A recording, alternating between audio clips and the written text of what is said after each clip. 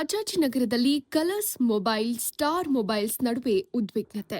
ರಾಜಾಜಿನಗರದಲ್ಲಿರೋ colours mobile ಹಾಗೂ star mobiles ಅಂಗಡಿಗಳ ನಡುವೆ ಉದ್ವಿಗ್ನ ವಾತಾವರಣ ನಿರ್ಮಾಣ ಆಗಿದೆ. ಅಂಗಡಿ ಮುಂಭಾಗದಲ್ಲಿ ಪಟಾಕಿ ಸಿಡಿಸಿದ ಘಟನೆ ವಿವಾದಕ್ಕೆ ಕಾರಣ ಆಗಿದ್ದು, ಬಳಿಕ ಎರಡು ಅಂಗಡಿ ಮಾಲೀಕರು ಹಾಗೂ ಸಿಬ್ಬಂದಿ ನಡುವೆ ಮಾತಿನ ಚಕಮಕಿ ನಡೆದು ಮಾರಾಮಾರಿಯಾಗಿ ಮಾರ್ಪಟ್ಟಿದೆ ಎನ್ನಲಾಗಿದೆ.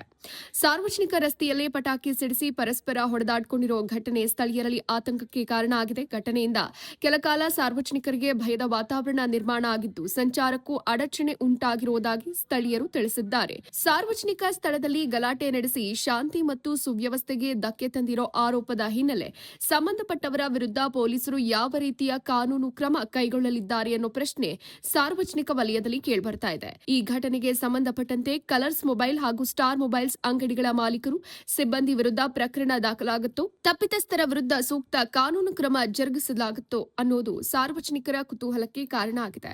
ಘಟನೆಗೆ ಸಂಬಂಧಪಟ್ಟಂತೆ ಪೊಲೀಸ್ ಇಲಾಖೆಯ ಅಧಿಕೃತ ಮಾಹಿತಿ ಹಾಗೂ ತನಿಖೆಯ ವರದಿ ಮತ್ತಷ್ಟೇ ಹೊರಬರಬೇಕಿದ್ದು, ತನಿಖೆಯ ಬಳಿಕ ಅಷ್ಟೇ ಸಂಪೂರ್ಣ ಸತ್ಯಾಂಶ ಬೆಳಕಿಗೆ ಬರಲಿದೆ.